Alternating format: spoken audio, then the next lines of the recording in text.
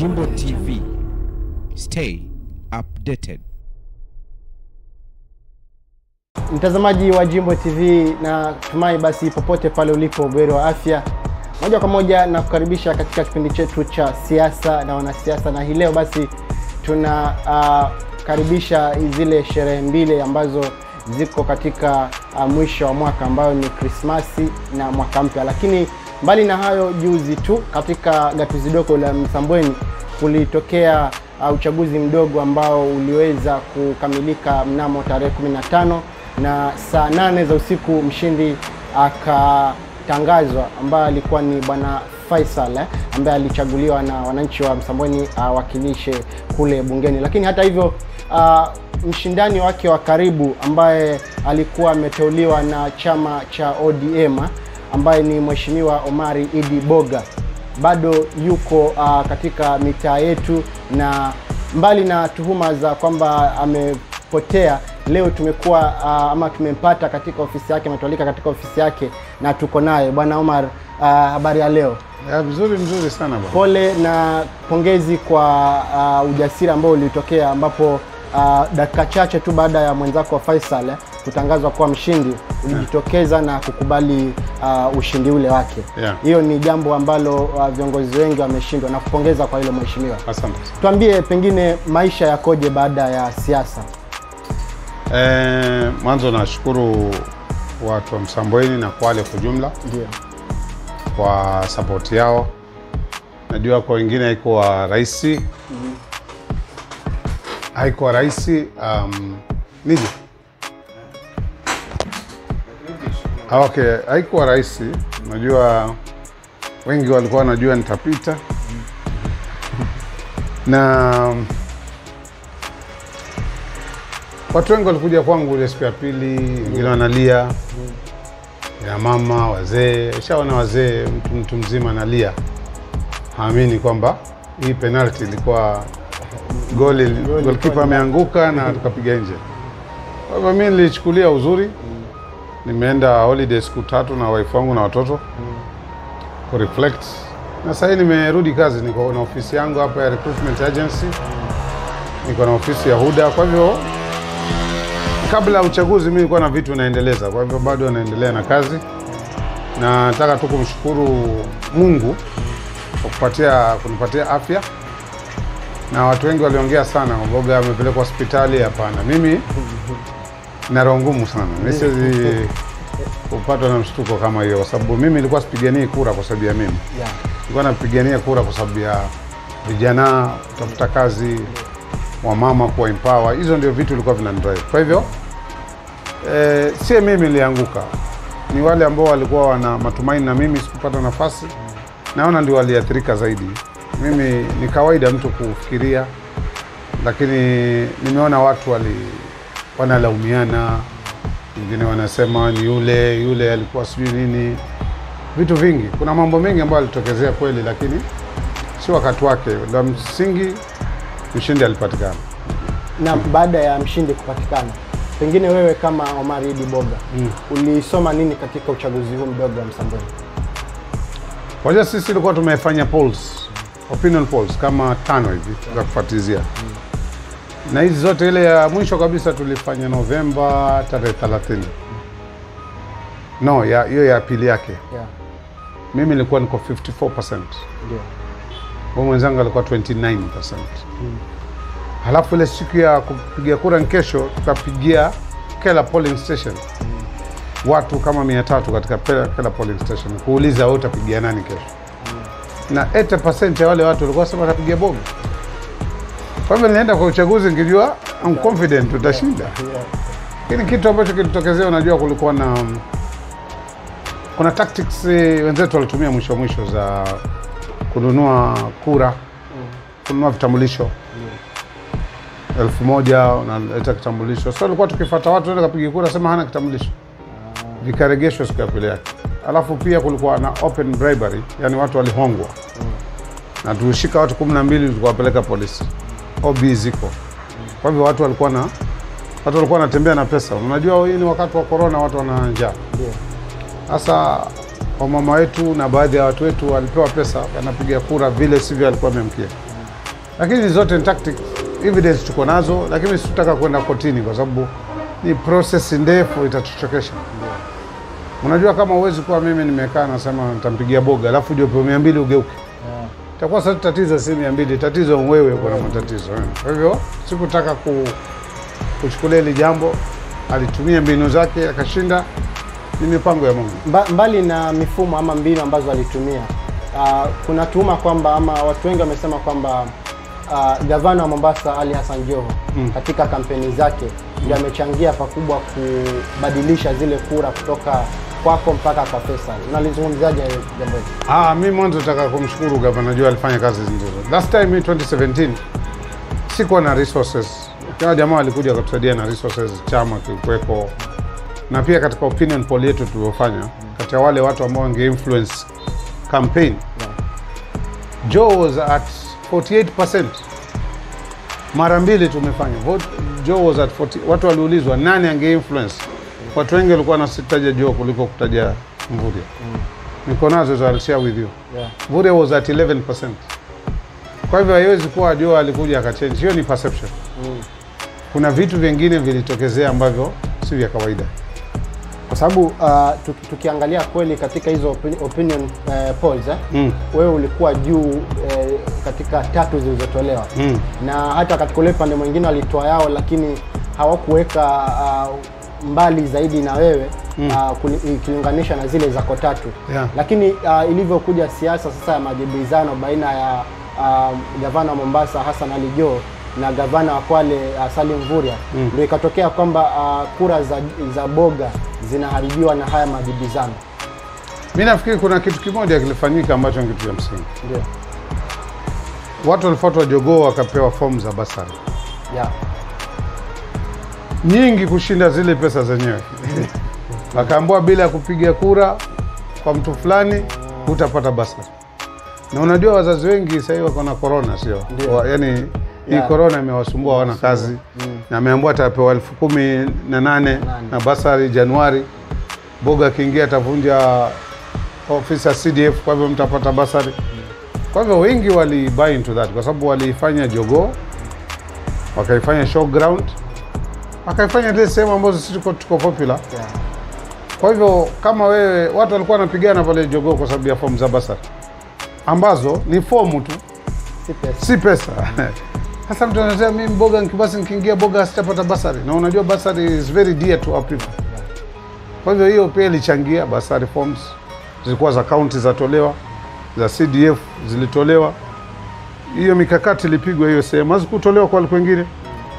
Hazikutolewa Kinango. Hazikutolewa Lungalunga, zilitolewa Msambweni tu. Lakini walikuwa fanya campaign. Kwa hivyo strategy walitumia, whether it was a wrong strategy or a good strategy, iliwasaidia. Na pengine kiongozi wa chama alichukuliaje uchaguzi huu?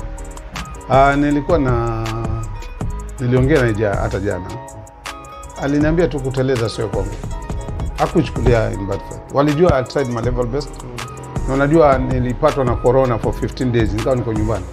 So hiyo pia turegesha nyuma. So kuna mambo mengi, lakini la msingi sasa unajua mjumbe wetu ni Faisal. Ndio.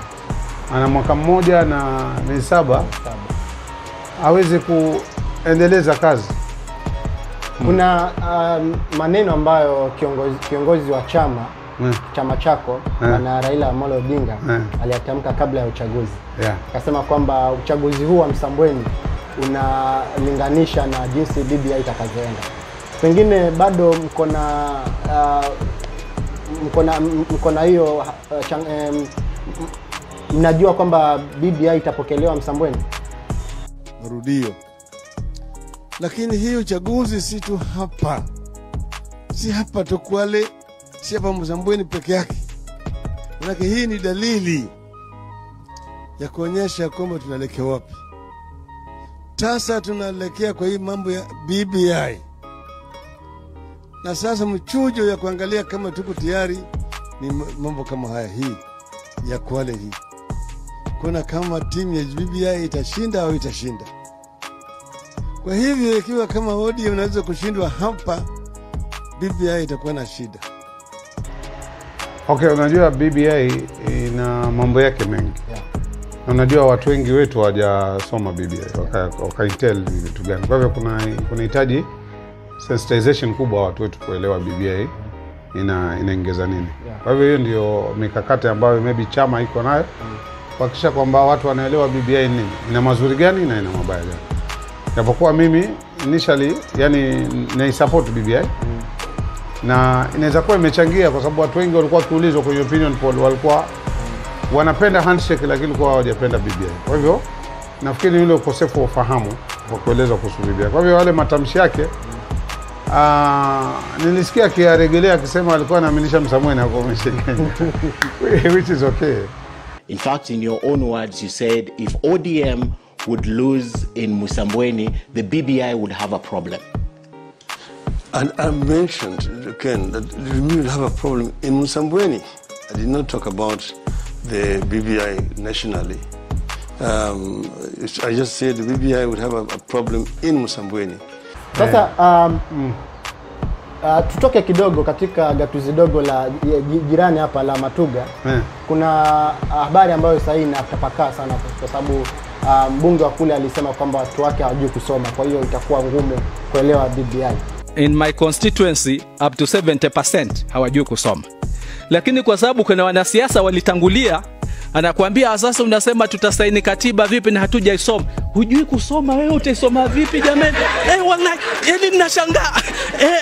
Kwa sababu aliambiwa ati katiba haijatolewa, lakini hajui hata akisema labda wamekanyaga msumari ndio atasema yani unajua lazima useme.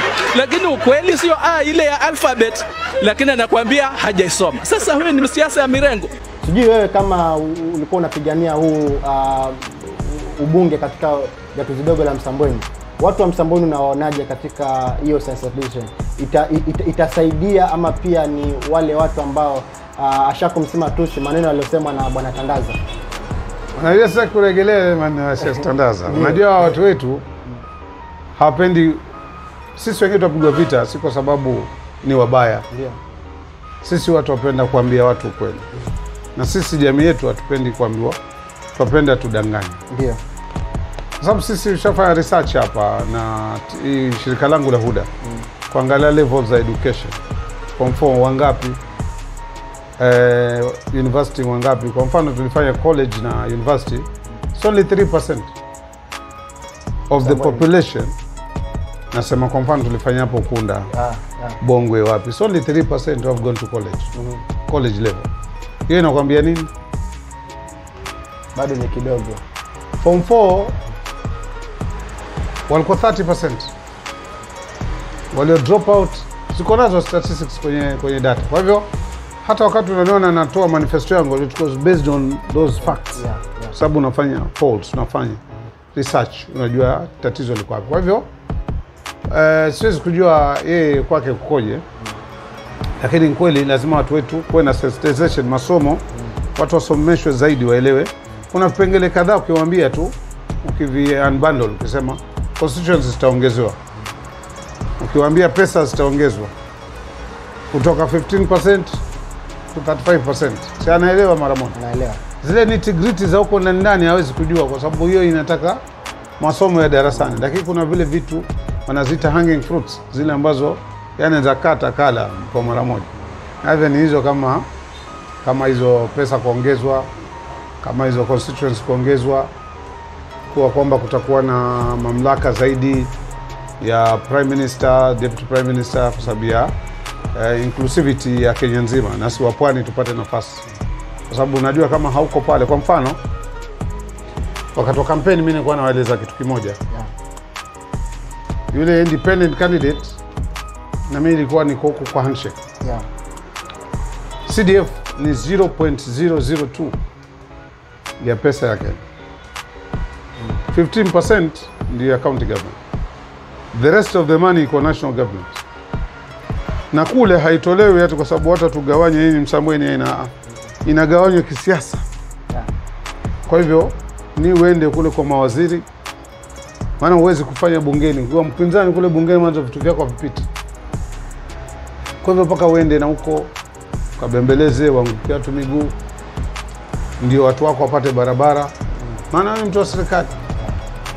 Na kwa hivyo kwa sababu wanataka kuretain hiyo serikali, lazima wafanye kule kwa wale ambao wanapata favor. Yeah. Kwa hivyo kuna jukumu, na hii kazi ni ngumu kwa sababu unajua ule bwana atakuwa na mwaka 1.5. Kwa mfano ataapishwa mwezi wa 3 kwa mfano kwa bunge, labda aitwe hivi karibuni. Anaapishwa tarehe 20 anaapishwa karibuni. Ataapishwa karibuni. Sasa ndio atakayeapishwa bunge labda tafunguliwa Februari, maana wako recess. Yeah. Kwa hivyo kuanza hizo kazi kwanza Februari. Labda kutaapishwa ili mshahara uanze kuingia. Lakini kufanya kazi uanzie kuanzia Februari March hapo. Akimaliza ataenda, alafu bunge litakuwa tena recess hapo katikati. Easter sijui nini. Alafu tena December recess nyingine. Kwa hivyo yule ukimpigia hesabu atafanya kazi kama miezi, yani 1 year. 1 year. Recess nyingine itakuwa ni campaign imeanza. Sasa kulikuwa na agenda zako baadhi ambazo nina imani unaweza kuzitekeleza hata ukiwa huko nje. Pengine una mipango gani ya agenda kama kukuza talanta, vitu kama hizo ambazo unaweza kuziendeleza hata ukiwa hauko uongozini? Kwa mfano kama sasa hii katika ile manifesto yangu nimesema natafutia vijana kazi. Ndani na nje ya Kenya. Iko kwa ile manifesto kaangalia. Hii ofisi sa recruitment agents hapo. Last week peke yake sisi tumpeleka watu 20 Saudi Arabia na Dubai. Ni sasa kuna lockdown tu, lakini in the next week unaona tuna process ya watu 20 tuwapeleka. Kwa hivyo mpaka mwaka ukiisha nitakuwa nimepeleka zaidi ya watu 1000. Ni kitu nilikiandika kwa manifesto na nakiendeleza. Si kukasirika nikasema kwa vile sipigiwa kura. I take anybody because unajua kitu ya msingi, mimi naangalia sana mambo ya empowerment ya youth. Yani mimi nikiona kijana amepata kazi mahali, hiyo ndio furaha yangu. Ukiona wale single mothers, kwa mfano wengine tunawapeleka ni house managers, lakini wengi ni wale single mothers wamezaa watoto 3 4, she's 28 years old. Hana mbele hana nyuma. She can speak a bit of English and a bit of Arabic. Amchukua tunampeleka.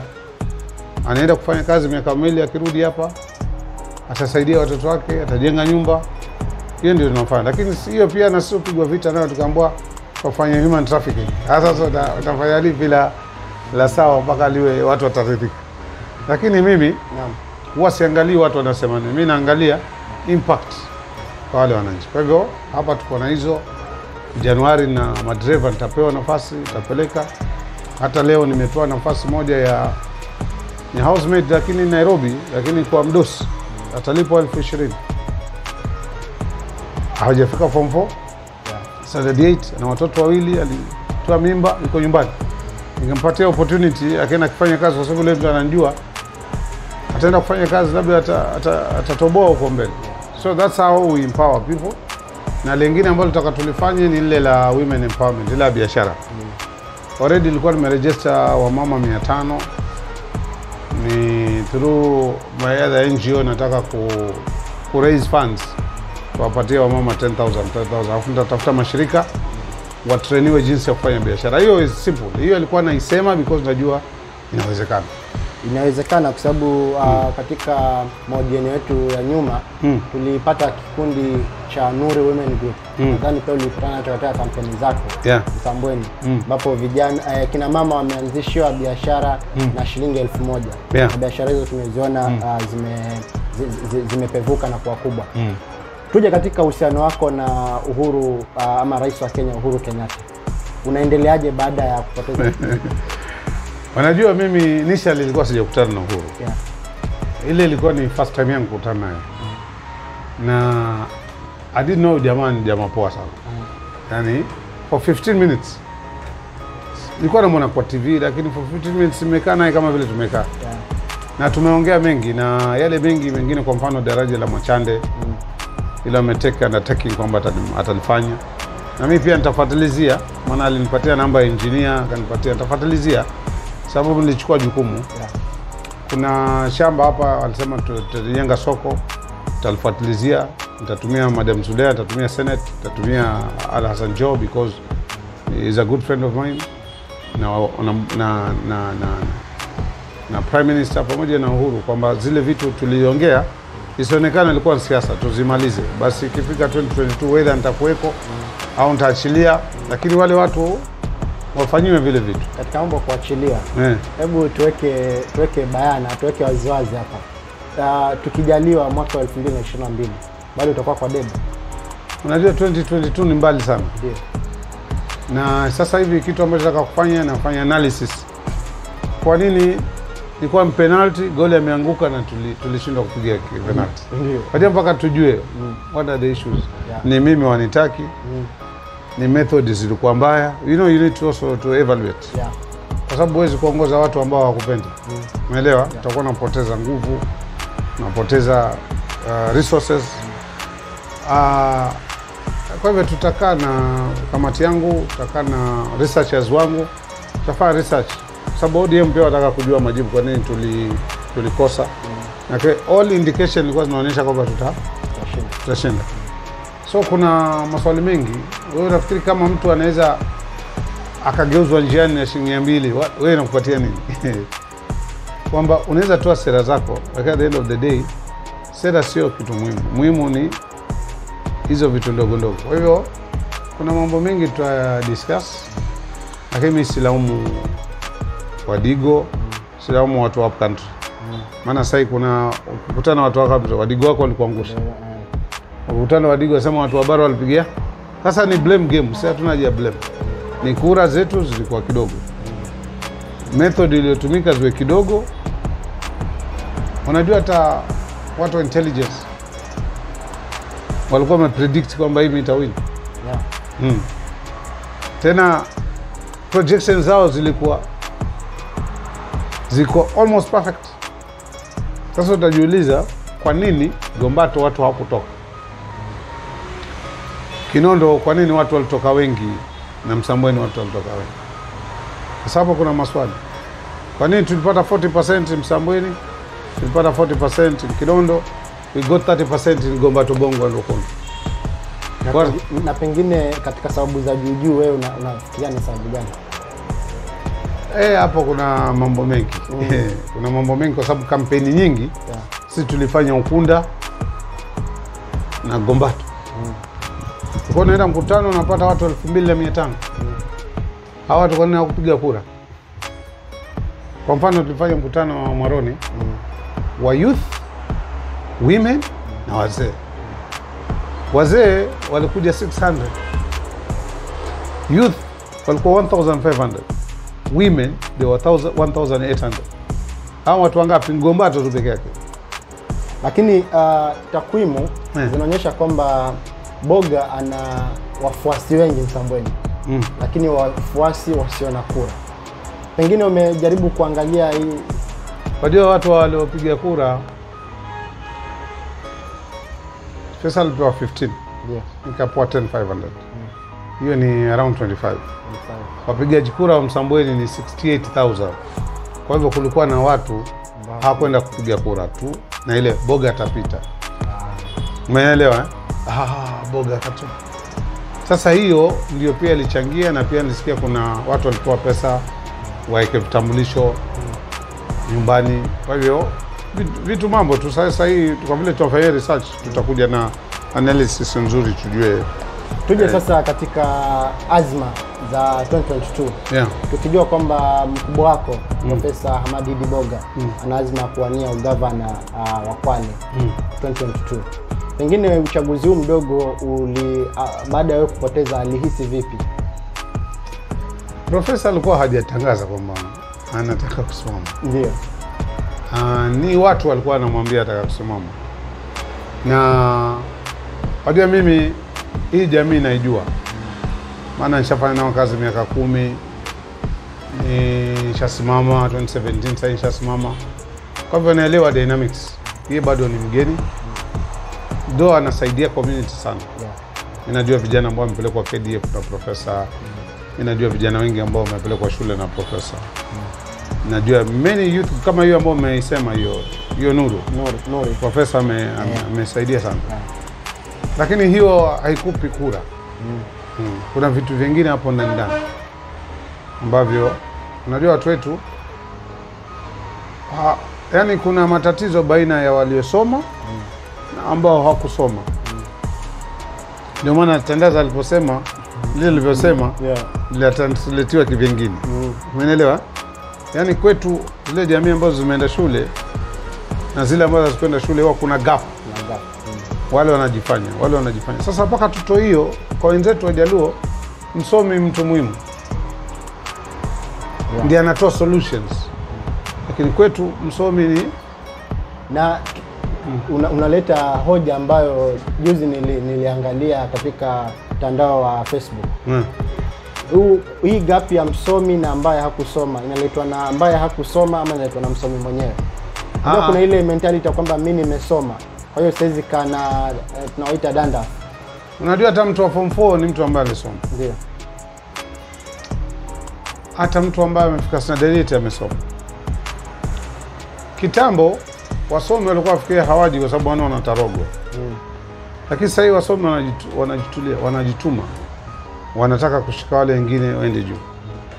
Lakini sisi wenyewe hii leadership, kuna wasomi wengine ambao ni wasomi lakini wako kwenye leadership hawapendi hao wasomi wengine, sababu wanajua kiingia watachukua hizo opportunity. Kwa hivyo wao ndio hutoa hizo narrative, wale wanajifanya wamesoma lakini yeye ana masters. Lakini anasema wale wamejifanya wamesoma. Kwa mfano mimi na degree moja. Sasa kama kuna mtu ana masters afa sema Boga anajifanya amesoma, wao ni nini? Si ni wivu tuna malisi ambazo zile. Kwa hivyo tukiondoa hizo gaps za nani alisoma nani hakusoma, tutaenda mbele. Kwa sababu hii jamii yetu mwanzo ni chache. Haina wasomi wengi. Alafu haina matajiri, haina wanabiashara, haina wakulima, haina chochote. Sasa tukizira na sisi kwa sisi, wenzetu watake advantage. Kwa sababu kama sasa nikitembea akamba wadigo alibwaga mtu wao, kesho nao watachukua opportunity, watasema wanasimama kwa sababu they give you an opportunity. Utakuja kwa walaumu vipi?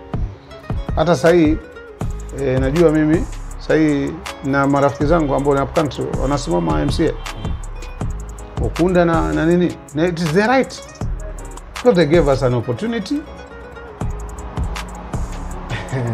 Mtazamaji, ni mheshimiwa hapa Omari Idi Boga ambaye alikuwa anagombania kile kiti cha ubunge katika gatuzi dogo la Msambweni, ambapo mshindi alitangazwa kuwa ni mheshimiwa Faisal ambaye alikuwa anajisimamia kibinafsi. Na tumezungumza na bwana Omar, na kama unavyomwona yuko sawa, yuko sambamba, mbali na yale maneno ambayo yanasambaa katika mitandao ya kijamii kwamba Boga anaumwa, Boga pengine bado ana ule huzuni. Lakini bwana Boga, nataka kuarifu kwamba bado kuna watu hawajaamini na bado kuna watu wanateta ile mirengo miwili bado iko wa Boga na wa Faisal. Pengine unataka kuambiaje watu kama hawa? Mimi katika wakati nikitulia nyumbani, watu wengi walikuja kule kwangu kujificha kule. Kwa sababu nasikia kulilipwa magwaride, wakifuatwa wakipigwa manyumbani, mambo mengi. Lakini mimi nikuja nikawapatia story moja, nikamwambia kulikuwa na mfalme. Aliamka asubuhi akaona kidole chake kimekatika. Akamfuata waziri wake, akamwambia bwana, kidole changu kinkatika. Yule waziri akamwambia ni kheri hiyo. Hiyo ni kheri hiyo. Yule mfalme akakasirika, akamwambia mimi na katika kidole, wewe ananiambia ni kheri. Akamwambia namweka ndani. Akamwambia nakuweka ndani. Akamwambia niweke ndani, hiyo pia itakuwa kheri kwangu. Kwanza akamweka ndani. Lakini huyu waziri na mfalme kazi yao ilikuwa ni kuwinda. Sasa yule bwana alikuwa, sababu mwenzio amemweka ndani, alienda akawinda peke yake. Akawinda mpaka akaingia territory ambayo sio yake. Akashikwa. Aliposhikwa na ile timu ya kule, kumbe siku hiyo ndio siku ya kutoa watu wasema kikoa, yani kutoa watu kafara. Watoa kafara la mtu. Kwa hivyo akawa wamepata ule mtu wa kutoa kafara. Sababu alipopelekwa kwa mfalme, alipokaguliwa, ambwa leo tumpata mtu mzuri, lakini alipokaguliwa katika kidole, akaambia sasa tutoe kafara mtu ambaye ana kilema bwana. Huyo katika kidole, mregesheni. Kwa hivyo kawa kheri yeye kukatwa kile kidole, akaachwa akasitoe kafara. Na yule jamaa aliyemweka, yule wazee aliyemweka ndani, naye hakuwa na kilema. Angekuja wakapotea wote, yule angefanywa kafara. Kwa hivyo naye pia kwa kheri kuingizwa ndani. Kwa hivyo wakati mwingine unaweza kuwa unakosa ubunge, ikawa kheri kwako. Maybe ingekuwa shari, lakini mimi naona kwangu ni kheri. Kwa hivyo ningeomba tu wale wanaopiga magwaride, wakiwaona wanawacheka wale wengine, wajua zingine family. Family huyu mwingine alikuwa na support, mwingine na support. Bado sisi ni watu wamoja, mazishi iko pamoja, harusi tuenda pamoja. Huu ni mchezo tu. Leo Faisal, kesho atakuwa Boga, kesho atakuwa mtu mwingine. Kwa hivyo haina haja ya kwenda kuchukua gwaride uzungukie wenzio kiwaimba, na wewe mtoto wako hana kazi, hujui kama atapata kazi, hujui jioni utakula nini. Hizo ndio vitu ambavyo na mimi niliwaambia ngojeni labda baada ya miezi minne kama hujapata kazi, na wewe utaenda na gwaride ukafika hujapata kazi. Lakini niliwaambia hizo huwa ni maana wakati wa 2017 kashindana na Dori ilikuwa hakuna hizo vitu. Hatakuwa na hiyo shabiki huo. Lakini maybe hawakuwa anticipate kwamba watapita. Ndio maana wakawa overwhelmed na kufanya hizi magwaride kila mahali. Lakini mimi ningeomba kwa sababu mimi mwenyewe ni concede defeat. Nikasema tujenge Msambweni. Haina haja kwenda kuwaimba na kuwadhilalisha supporters wangu. Sababu wao pia wana machungu. Wengine karibu watakupigana. Wengine washakuja kwangu, mimi nataka kumpeleka polisi, kwamba tulia. Mimi na watu 12 walishikwa wakitoa pesa. Walikuwa wamebukiwa pale polisi. Lakini hata tukawatoa, kwambia waacheni. Lakini mimi nilikuwa na enough evidence ya kuwapeleka kotini. Kwa sababu kuna watu walishikwa na pesa. Video ziko, watu tulimwabuki kina Mudhama, kina nani, kina Mashatani kwa kutoa pesa. Live. We have evidence. Lakini kwa nini sitaki kwenda kotini? Waste of time and energy. Sasa katika kampeni zako ulipelekana na ama mlitoleana cheche ambazo hazikuwa zinaridhisha na gavana wa Kwale Salim Mvurya. Sijui sasa huo uhusiano ukoje baada ya mimi by the way sina issue na Salim. Nilimkampenia 2013 kwa Rosafi. Mimi shida yangu ni moja tu. Mimi napenda vitu vinaenda straight. Na kama kitu kinaharibika mimi huwa nasema kinaharibika. Na watu wengi walielewa ile statement shame on you kwamba nimetukana. Ukitafsiri hiyo sikutukana. Kitu nilikuwa nasema kuna vitu vya msingi haviko sehemu hii ya kwangu, ambayo moja ni drainage system, tuliwapatia pesa wakafanya bad drainage system. Tunapewa 9 billion kila mwaka. Choo hapa Diani hakuna choo ya public. Tunapata 9 billion kila mwaka, hakuna market watu wanauza barabarani. Tunapata 9 billion, hakuna stage ya bus, hakuna. Halafu kuna mtu anakuja anasema mimi gavana wa Kwale. Shame on him. Wacha 2022 aende, alafu tuingie hapo kati tuone vile vitu tutafanya. Tutafanya maajabu ile ambayo hajaona. Market, watu wetu wanapata shida na market. Ni toilet, hakuna. Kwa hivyo these are facts. Kama town kama hii ambayo ni mwaka wa 7 sasa inakuwa voted the best beach destination na hatuna toilet. Uone kama ni lazima tuone haya. Kwa hivyo mimi sikuwa naisema tu kwa sababu namdharau, kwa sababu gani watu wengine wanasema hiyo ndio. Nimeona watu wakiandika kwenye mtandao ile by the way, mimi kama kitu ni hicho mimi naweza kukirejelea kwa miaka 10. Kwa sababu mimi sikuwa nasema nataka virekebishwe. Sio kwamba nitavirekebisha mimi. Lakini mimi najua nikiongea wanasikia, sio kwamba wasikii. Na mimi najua watazifanyia kazi, which is good. Lakini mimi sijazaliwa wajua kuna watu wengine umuimba mtu mpaka ule mtu anaenda makosa lakini bado anamsifu. Mimi si hivi. Hata mimi upenda mtu ambaye ananiambia Boga hapo umeenda makosa. Naweza kukataa hapa, lakini nikienda nyumbani nakuya Fumbo ameniambia kitu lazima nirekebishe. Kwa hivyo mimi sina issues na Governor Mvurya. Ni mtu ambaye nilimsupport na najua yeye mwanadamu hawezi kuwa perfect. Kuna vitu amefanya vizuri na kuna vitu ambavyo imeanguka kimtihani. Unajua huwezi, hata mtu aliyepata A huwa si 100%. A inaanzia 80. Kwa hivyo inaweza kuwa kuna mahali na ameteleza, na akiteleza lazima aambiwe kwamba hapo umeteleza. Lakini shida ya watu wetu, especially wale wanafanya county, umsifu sana mpaka ukimgusa kama umegusa Mungu, which is lakini mimi na appreciate kazi yake, na nasema kama ali feel offended,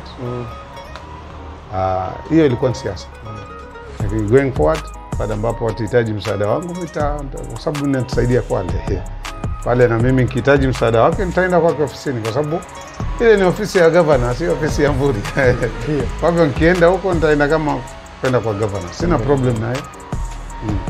Mtazamaji, ni Mheshimiwa Omar Idi Boga ambaye kwa mara ya kwanza leo anazungumza na sisi baada ya ule uchaguzi mdogo wa Msambweni, ambapo kwa sasa tunahitimisha haya makala yetu, lakini tuko na maswali manne yale tuliomuuliza enzi zile kabla uchaguzi mdogo leo yako, lakini tumeyaunda kivingine.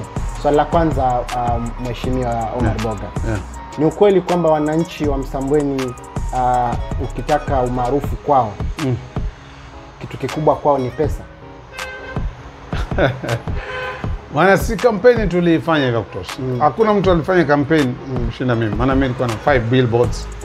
Kwa na magari 4 yanatembea huku na huku. Nilikuwa na mimi na watu wanamuziki wameimbia nyimbo 15. On their own, sikuwalipa. Kwa hivyo kama alikuwa ni kufanya kampeni, nilifanya kampeni.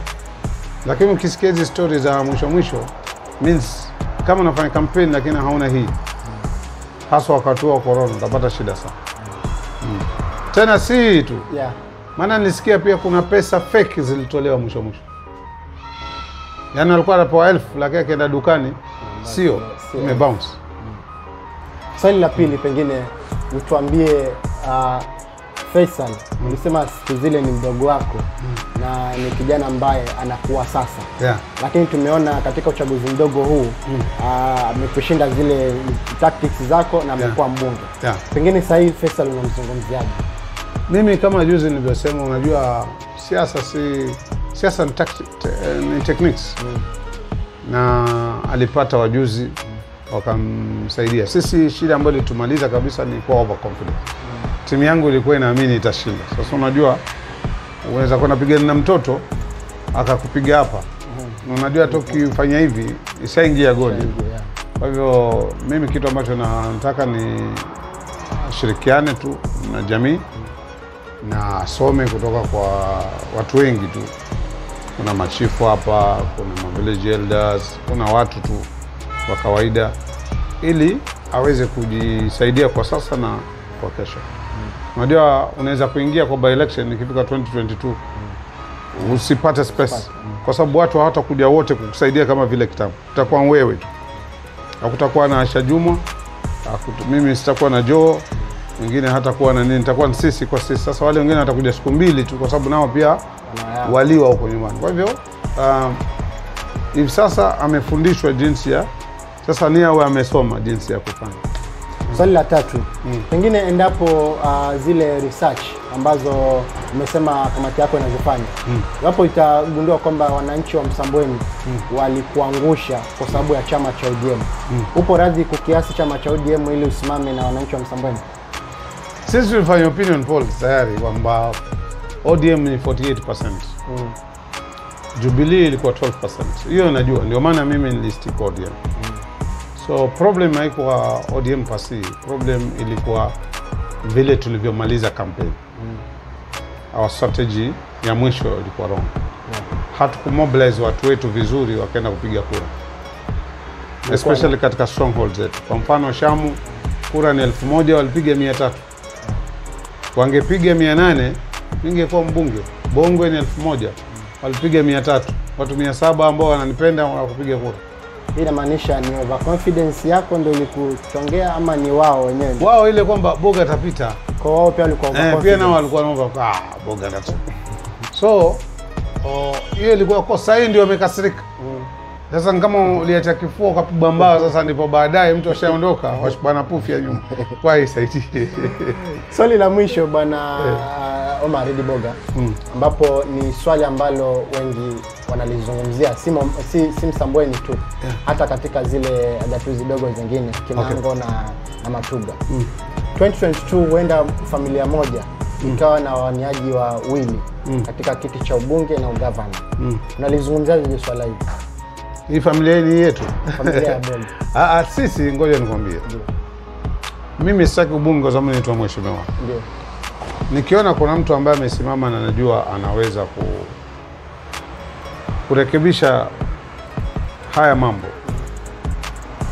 Unajua kuna kitu kibaya kama uko bench na unajua pale nikiingia nitafunga. Tena la haraka sana. Na bado mpira wacheza bado dakika 90. Ndio maana unaona mtu akiingia anaingia na. Kwa hivyo mimi siamini kama kutakuwa na familia moja ni mbunge, moja ni. Maana hii jamii yetu haijafika hiyo level. Haijafika level ya kwamba mbunge ni Boga na governor Boga. Itambua vitu vyote. Wow. Yes, hii ni PS. Na naambia vitu vyote viko na PS ni wa kuapply. Kwa hivyo bado hatujafika hiyo. Wenzetu kule Kilifi washafika. Kule Kisumu washafika kina Kajwang. Hata Wetangula brother yake yuko hapa Nairobi na yeye mwenyewe pia senator kule. Unajua kitu ambacho kinasaidia up country ni moja. Hawatumii majina hayo, hawatumii Wetangula, bila anatumia nyingine.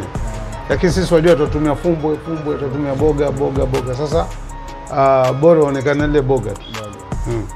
Kama Kingi, Amason Kingi na brother yake, moja ni gavana, moja ni mbunge. Nategemea, lakini huku kwetu haijafika hiyo level. Kwa hivyo hakuwezi kuwa na mbunge na governor at the same time. Mmoja lazima kama atasimama basi ni mmoja apisha mwenzio. Ni maneno hayo yanatoka kinywani kwa Mheshimiwa Omar Idi Boga, ambapo inshallah 2022 tunaweza muonyesha hii clip alafu tujue kumeendaje muda huo. Nahitimisha mdahalo huu, nimekuwa hapo Abdulmalik Fumbwe, lakini mwisho na kuachia bwana Omar Idi Boga aongee na wale wafuasi wake na wakazi wa Msambweni kwa ujumla baada ya bwana Faisal ambaye alikuwa ni mwaniaji mwenzake wa chama chengine kutangazwa mshindi. Bwana Omar, ongea na wananchi wa Msambweni. Mwanzo nataka kuwashukuru wananchi wa Msambweni kwa uamuzi wao wa busara kwa kumpigia ndugu yangu, mtoto wangu Faisal. Na pia nataka kuwasihi mashabiki wangu. Najua wengi wamekuja kwangu wakilia kwani ukupeleka kotini nini. Nikamwambia pana. Haina haja kupoteza resources. Evidence ni mingi tu ambazo zinaweza kutufanya tukaenda kotini mchaguzi kwa rejea. Lakini mimi niliopt kwamba la msingi sisi wakati tunapigana kotini anayeumia ni mtu wa Msambweni. Amekosa huduma za mbunge kwa muda mrefu. Mimi naamini haikuwa riski yangu. Tushirikiane pamoja kujenga Msambweni. Kwa sababu kama tulivyosema challenges za Msambweni, vijana hawana kazi. Kina mama hawana kazi, wengi ni wamama ambao hawana mabwana wako nyumbani. Utalii umezorota. Elimu pia sisi kila siku ni watu wa mwisho namba 43, 42. Nitaji tuje na mikakati kuhakikisha kwamba watoto wetu wakaenda shule wanapita na wanapata hizi nafasi kubwa. Kwa hivyo kina mama hawana soko, wanapata shida. Ukunda hakuna drainage system, Ramisi Ward kuna area, kuna mambo na Kiskol wanasumbuka, kuna mambo na Best Titanium, watu wana hofu watampelekwa hapo. Kwa hivyo kwenye tray ya Mheshimiwa Faisal kuna mambo mengi. Kwa hivyo hawezi kuyafanya peke yake, mpaka watu wamsaidie. Kwa hivyo sisi naomba tu washikadau na wale ambao ni supporters wangu kwamba kuteleza sio kuanguka, ni kusonga mbele. Kwa hivyo sisi tuwe pamoja na tujenge Msambweni wetu. Na kwa wale watu wa county kama walivyosema ndugu yangu Salim Vuria, mimi sina issue naye. Ni yale niliyoyasema, hata ile audio aliedit. Lakini ikichukuliwa kwa full, waangalie yale ya muhimu, yatekelezwe tu yale. Itakuwa sina issues. Lakini tutaendeleza pale pamoja inshallah. Je, unataka kupata stories zinazo trend kila wiki au pindi zinapochipuka? Jimbo Online TV ndio mpango mzima. Jumuika nasi ili kupata mseto wa vipindi ikiwemo Jimbo Stories, stories za burudani, michezo, siasa, maisha, elimu, sayansi na uvumbuzi kutoka humu nchini na ulimwengu mzima. Usisahau kusubscribe, kushare, kucomment na kulike. Jimbo TV. Stay updated.